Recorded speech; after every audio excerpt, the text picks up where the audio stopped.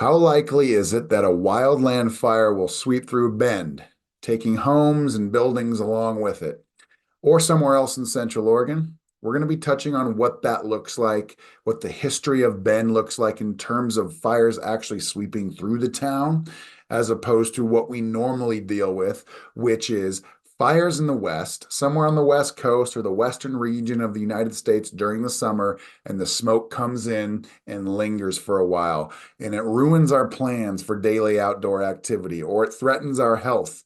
There's a difference between the two, and we're going to be touching on this in today's video. So if you're curious to know whether or not a home can actually sweep through Bend and burn down your home, stick around. We're going to be addressing it right now.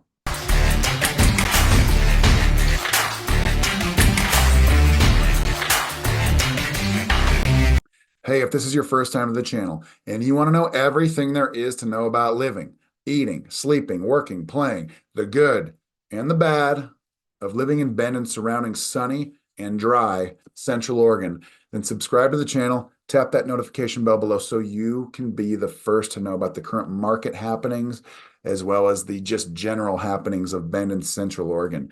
My name's Ryan. I've lived in Bend for over 30 years. My business partner, Zach, we get calls and texts every day from people just like you looking to prepare for their next real estate transaction, whether it's selling, buying, or relocating. And we absolutely love what we do. So whether you're looking to make that transaction happen in the next 9 days or 90 or beyond, it doesn't matter to us. Give us a call, shoot us a text, send us an email, set up a Zoom. If you're local, let's go get coffee somewhere and talk about it. So with that being said, we're in the middle of the summer right now, actually kind of leaning towards the end of the summer, the driest time of the year here in Bend and Central Oregon. So we obviously have hot weather and a dry climate. So that's very, very prone, a very great recipe for forest fires. Any spark here, an ember there from a campfire, a lightning strike, or anything else can start a fire. And if the temperature and the conditions are perfect, it can take off just like that.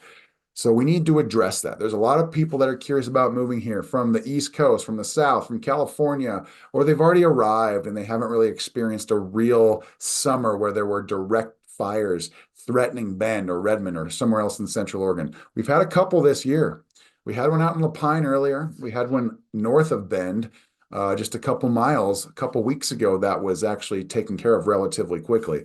That's one thing I will say about living in Bend is that we have fantastic resources and they respond so fast, especially if there are homes that are threatened by a fire. And so that's why we'll get into this later in the video, why forest fires don't directly threaten structures in Central Oregon and Deschutes County as much as some people might think. We do have this lingering smoke. It's probably something that you've talked to about your friends or family over the last several years, probably 7 or 8 years, where it feels like the smoke comes in and it just lingers. And these aren't fires that are directly threatening Bend or Redmond or the structures of Deschutes County, but they're fires from around the region. And they're huge. They're hundreds of thousands of acres. The smoke comes in, gets stuck right at the foothills of the Cascade Mountains, and it just lingers for a bit. And yes, it ruins our daily plans and it threatens our health, and it's horrible. But it's different from actually having a fire that is right there and it's out of control and it's a threat to our actual safety, our homes, our pets, all those things. So we're going to talk about that and just kind of give you a briefing on my personal history here in Central Oregon. I've been here since 1990, and I've dealt with a couple fires, 4 that were direct threats to Bend, 2 of which ended up taking over a dozen homes each. And so, yeah, it was a very catastrophic, very devastating time. And we'll just touch on, the likelihood of this happening again and how often it does happen, because it certainly is a threat. Bend is definitely a place where we are prone to a forest fire in a perfect situation. Yes, the worst can absolutely happen, but we do have fantastic resources, and I just want to lean on that because it's a huge benefit to have the first responders that we have and know that they just have the confidence in them to take care of anything that can be a direct threat to, say, Bend or Redmond or something else like that. So I just want to make that very clear before we get started, because we do live in an area where it is a big threat, but we're also very, very keen to being proactive. So I'm going to share my screen. Let's talk a little bit about the history of Bend in Central Oregon. This is a Deschutes County map. Of course, you've seen this before if you've watched any of our videos in the past. But what's interesting about this one, this is our fire history dating back to 1900 going up to 2014. We don't have the last 10 years of data, but what we do know and what I can tell you right now is that we haven't had any forest fires directly threatening Bend or Redmond in the last 10 years. But there are a couple on here I want to touch on because they are very near and dear to my memory, and I've lived through them. I first arrived here in 1990. And ironically, that was the first year that I had to deal with a forest fire. I was 5 years old at the time. And this was actually the biggest threat to Bend's history, the city of Bend in its history, I should say. It was called the Awbrey Hall fire. It was right on the west edge of Bend. Okay, you can see a little orange there. All these fires are going to be color coded by the decade in which they occurred. So what you can see down here, I'm drawing the line through the color coordinated decade associated with each fire. But what you're going to notice here is that the orange one was in the 90s, and that was 1990. This fire started in Shevlin Park. It's just to the west edge of Bend, and it went right through where Tethrow is, where Shevlin Meadows is, and it actually even hopped or almost hopped the Deschutes River and was threatening Deschutes River woods. I was at the Deschutes County Fair that day, and I saw the smoke from where I was at. The fairgrounds were actually in basically the center of Redmond at the time. They weren't where they are today by the airport, but I could see, looking to the south and to the west, I could see the smoke coming up.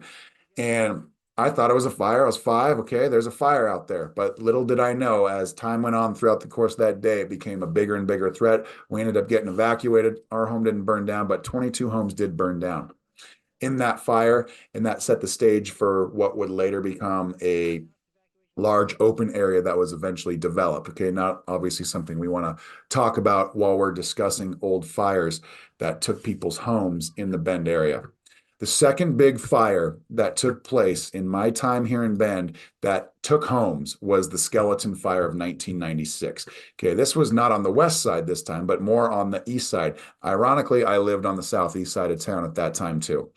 My home did not burn. I actually lived, if you look at Bend here, you see the yellow outline. This is Bend. Okay. And then you've got, this is kind of like the outskirts. This is East Bend. There's actually a lot of development going on right here. I live like right here, like right where that X is. You see that? That's where I lived. This is where the Skeleton Fire was. And there were multiple subdivisions out here. These were homes with acreage. These were horse properties. They were homes with just acreage, like say in Sundance or Conestoga Hills. Homes burned out there. There were 19 homes and 30 total structures that actually burned as a result of this fire. And it took way more acreage than, say, the Awbrey Hall fire. And that was a very devastating fire as well. I was 11 years old when that fire took place, and I was just getting ready for middle school. I got a couple friends whose homes burned in that fire. So I've lived through the devastation of being one generation or one degree of separation away. And I know how crazy fires like that really are. Do these things happen often in Bend? No. The short answer is no. But is Bend directly a threat to a forest fire or a wildland fire that sparks and takes off in a rage that cannot be mitigated or controlled in enough time before it burns down homes or structures or buildings? Yes, of course. Okay, these are things that we have to address. Bend is in a high desert climate. There's a lot of people curious about Bend, but what I want to remind people of is that every single area, wherever you're considering living, has their stuff, natural disasters they have to be prepared for. If you're on a coast, you have to be prepared for a tsunami. If you're on the Pacific coast somewhere, you have to be prepared for an earthquake. If you're in the Midwest, it's a tornado. If it's the East, it's heavy rains, hurricanes down south. Okay, there are threats of this type of thing. I mean, wherever you go, there is a threat. And so Bend has its fires. Okay, that's something that we absolutely need to be aware of. But are the fires going to be a direct threat to your home? I'm going to lean on the side of yes, it's possible, but it's more unusual than it is something that you would expect to happen on an annual basis. It just doesn't happen like that. We've got the great resources like I've touched on before. A couple other fires that are near and dear to my memory are going to be this 18 Road fire of 2003. I just graduated high school, and you can see here it's very close to where the skeleton fire was about 7 years prior. And that did not take any structures. It was just in a good enough position off China Hat Road where there were no homes. But it was very close to Bend. You could see the smoke coming up. It was getting dark and thick by Woodside Ranch, as well as the southeast part of town. There were plenty of people, homeowners, that were preparing for the worst in that situation. But luckily, nothing did happen. The other one is called the Two Bulls Fire of 2014. This was in between Sisters and Bend, and this happened in June. Okay, usually the fires don't happen till later in the summer when it really, really dries out, because Bend, like we've touched on in other videos, we've got these 4 seasons, yes, but the reality is the winter drags on. March 21st isn't the last day of winter. Some people say it's the start of the second winter. And end of March, April, May, we get cold spells. If you ever lived here and played high school sports outside, it's some days are just awful being outside, and it's cold, it's rainy, it's snowy. Okay, it's not like a spring that you're used to, but in late June, it just switches over to dry heat. It's 85, 95, 100 degrees, just like that. And so getting a fire in June, this is what I'm circling back on with the Two Bulls fire back in 2014, that was unexpected. That's all I can say about that. But those 4 fires were the direct threats to Bend in my 30 plus years of living here. I'll show you guys a little bit about each. But this gives you hopefully some perspective, because there's a lot of people that are curious about living here, and they want to know the threat, danger of living in Bend as it relates to a fire threatening their home. Well, here is an interesting tool. This is Oregon's Wildfire Risk Explorer. It's an app, and it gives you some perspective. You can actually go over here. You can type in an address, any home. I can use my home. I actually typed in my home address. I am a purple, okay, which means I am a moderate hazard in Bend. But what you see here is the map of Oregon. Obviously, the green's going to be the low hazard of a fire. This is the Willamette Valley here. It's wet, it's cloudy, and there's not a lot of trees inside the bottom of the valley for a forest fire to occur. That's why it's a low risk. Obviously, the Oregon coast is going to be a low risk as well. Everywhere else is a much larger risk. The purple doesn't mean that you're out of the woods. You're literally, this is fire danger here. It's just not as extreme as like just the badlands and desert that Eastern Oregon has. But a lot of Bend, if we actually zoom in a little bit, what we're going to notice here is that a lot of Bend is either orange or purple. There are some green spots in Bend and Redmond. What you're going to notice here is that if you're in a city, you're going to be in areas that are going to be relatively protected, but don't take it for granted. Don't use this tool as a means of just saying, okay, we're in the green, we're in the clear. It doesn't work that way. But luckily, like I've talked about before on this video, resources are in abundance when it comes to fighting fires in our area. And that's why we're able to fend off a lot of fires before they would actually become threats and take homes or other buildings. And there's been so many fires over the course of our history. If we go back over here in the Deschutes County area, that ultimately would have taken homes or buildings, but our resources were able to respond so quickly and do a fantastic job in preventing anything catastrophic from happening. If we go back here, though, this is a great tool.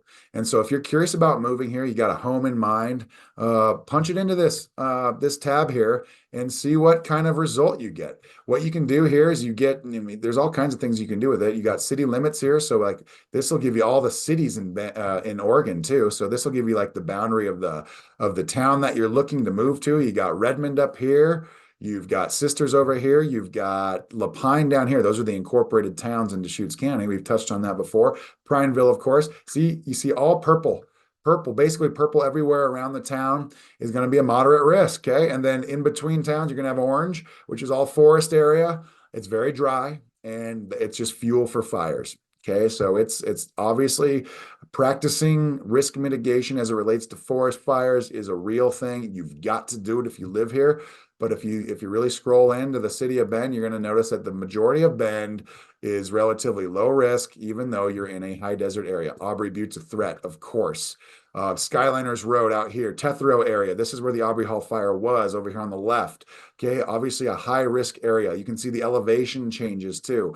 The more to the right on this screen, it's going to go lower. 3,600 feet over here, East Bend. You got 3,900 feet over here, 4,000 feet in Tethero in the west side of Bend. But you've got to be prepared. But this tool will help you understand what part of town, what neighborhood is going to be a low risk, a moderate risk, or a high risk in terms of a forest fire directly threatening Bend. I'm not trying to scare you here, but I did give you the history of fires directly threatening Bend. And in my 30 plus years, there have been 2 fires that have actually taken homes and structures that were wildland fires. Hopefully that provides some context. But Bend is a remarkable area and it's not perfect.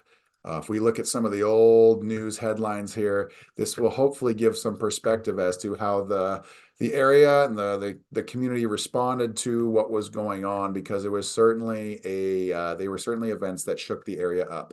But this is the Two Bulls fire here. What's interesting about it is that there was a wedding going on that day. It was in June, and there was it didn't threaten any structures. We'll listen to this real quick. Do a destination wedding. I saw in the distance this like little plume of smoke.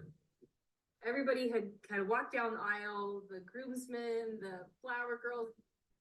Our hackles were up a little bit June 7th. I recall being forecasted to be a little breezier day. I don't know that we as a community were really anticipating it that day. It was starting to cover about a quarter of the sky. See, that's what's crazy about it. It was June 7th. And like I touched on before, we're not used to having crazy, dry, hot days like that. And this day wasn't like that either. So what that tells me is that it doesn't matter what time of the spring it really is. It was late spring, of course, they're longer days, but those are generally cooler days around this area. And we don't really get that dry heat, that 95-degree heat until July. So that was interesting. That was the Two Bulls fire of 2014. There's an iconic wedding photo that is basically, you just type it into a Google search bar, Two Bulls fire wedding, and it will just pop right up. And so that gives you an idea. That fire was not necessarily a huge threat to Bend or any structures. It was way over here on the left, but it was right there. You could certainly see it. Obviously, this is where it was. And these folks probably got married where like Awbrey Glen Golf Club is, or where Broken Top is, or where Tethero is. And so that's interesting that they got married where a different fire took place when the Two Bulls fire was happening. So that one did not take any homes. The next one was, this is the Awbrey Hall fire here, dating back to 1990. When I first arrived, and this one took a lot of homes. This one took 22 homes on the east side of or the west side of town. Fire quickly growing to almost 3,000 acres. There was no stopping it. It was like a freight train. The fire has also been a tough one for fire crews to catch. We rolled everything we had. They're calling this the Awbrey Hall fire. This was probably the largest fire that came into Bend, and there were structures lost. They have no idea when they'll be able to contain this fire. It was really a transformational incident. In Bend with photographer 𝐷𝐵𝐾, Paul Gallen, Newsroom 6. Walk across the land, Fire scars on these trees. and you'll see clues This tree here is one of the survivors. that tell a story. Yeah, this snag right here on the ground is undoubtedly from the Awbrey. Battalion Chief 𝐷𝐵𝐾. Back, the fire moved south onto a private timber farm. Yeah, that one was the big shakeup. I was 5 years old at that time. And you knew, even as a 5-year-old, you knew something was devastatingly wrong. I mean, this was a close fire, and it really came right, swept through the west side of Bend, took 22 structures in a very short amount of time. And that to me is what really kind of put forest fires and the threat of forest fires on the map for me when I first moved here, even as a 5-year-old. And you can see it's right on the west edge of Bend, and that took 22 different homes. But since then, it's been a wide open area. It was a meadow for so long. All the trees were gone, and now it's basically the Tethero Resort area. But that one really it set the tone. And it really helps you understand as a long-term Bendite that, yeah, fires are a real danger. They're a real threat. But you can go into each and every spring and summer season with an expectation that you're not going to have to deal with a forest fire that's directly threatening your home. You will deal with fires along the West Coast and the western region of the United States. You're going to have to deal with some smoke, but the expectation remains that you're not going to have to deal with a fire directly threatening your town of Bend or Redmond or somewhere else here, although it is a possibility. So that we got to make that clear. And then the final one, this is on YouTube here, but this was basically the skeleton fire in 1996. Anniversary of the skeleton fire, which burned nearly 18,000 acres on the east side of Bend. It destroyed 30 structures, including 19 homes, in just a few hours. However, this fire was the genesis for the 10-step wildfire preparedness program that we use today. News Channel 21 spoke to Gary Marshall, who was the Bend Fire Marshal then, who created that program. The guidelines he put forward back in 1997 included common sense practices like creating defensible space, avoiding the use of wood-shaped roofs, and other flammable building materials. You just want to make sure when we do have these fires that you can save your home, you can save your life. Firefighters have a protected area to work within, and hopefully that fire then moves through the neighborhood without involving homes back into the wildlands where the Forest Service and other wildland agencies such as Oregon Department of Forestry can take care of the fire. More than 2 decades. That was a big shake-up fire too. That happened when I was 11 years old. I've got some friends that actually were victims of that fire, their homes. And my home was actually in Southeast Bend as well. So it was very, very close. And so it really, it rattles you, especially when you know the thought of your home going up in flames. Again, this video isn't really designed to try and scare anybody away, although it's meant for transparency purposes.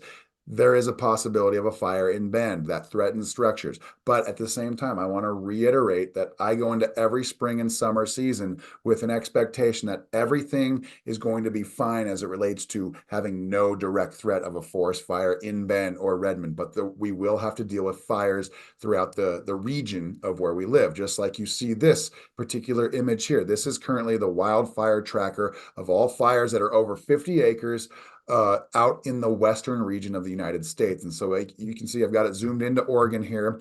We've got multiple fires now that are over 100,000 acres. The biggest one right now to note is going to be the Butte County, or the Park Fire in Butte County, California, 429,000 acres. The next one's going to be in Oregon. It's the Durkee Fire in Baker County. That's about 200 miles to our east. We've got another fire in Idaho now, obviously 300 miles away, and we've got a few more that are close by. Harney County, Oregon is the county to our right or to the east. That's where Burns is. It's a large county, over 100,000 acres. We got the Crazy Creek Fire in Crook County, where Prineville is. We serve Prineville. That's nearby. It's probably 50 to 70 miles away. It's almost 100,000 acres. And so this gives people a better sensibility of where the smoke actually comes from. All these fires are out here in Oregon, but they're not a direct threat to Bend or Central Oregon. But the smoke will linger. It will blow into our area and it will hang out for a while and it will obstruct our plans outside. And it also hurts our health if the smoke lingers too long and we're outside breathing it in. And the AQI is at a certain level. Even if it's above 50, I feel like it's a threat. But generally speaking, if it's 100 or higher, it's going to be a hazard. And it's something that you need to handle when it comes to how you choose to go about your day. But hopefully this video serves you in some capacity. If you're thinking about moving to Bend, maybe you just moved here, you're wondering about the summers now, and you've been here for a couple of years, and you're realizing, okay, the smoke is just here. And it's very annoying and I don't like it, or you're thinking about moving here and you need to learn about, okay, what's the big threat as it relates to being in a high desert climate, forested areas, fires, are they a threat to my home? What's fire insurance going to look like? All that stuff. So this is just kind of like my personal take after living here for 30 years of what I've had to deal with when it comes to fires. Again, 4 fires that were a direct threat to Bend over the last 30 plus years living in Bend, 2 of which did not take any homes. 2 did, and we've learned from that, but it's also something that in certain circumstances, we wouldn't be able to do anything anyway, but we do have great resources. So I hope this video serves you well. And if you're considering moving to Bend, if you have questions about stuff like this, reach out to me. I'd be happy to have a personal conversation about anything like this. Where in Bend would be the best position for you? I mean, use that resource that I posted on the screen here earlier in the video. But this is what we're here for. This is why Zach and I are leveraging and leaning on our 30 years of living in Bend, because we can be resources for people that are considering moving here or already live here but haven't been here for too long. They want to learn more about, okay, situations like this, among others. So thank you for watching. If you're still here, if you haven't done so, like the video, make a comment, drop something in the comment section right now. Do you remember these fires? What is your experience like? I'd love to hear about it. And of course, thank you for watching. I will plan on seeing you guys on the next video. And when it's your time to reach out, please do so. Thanks and have a great day.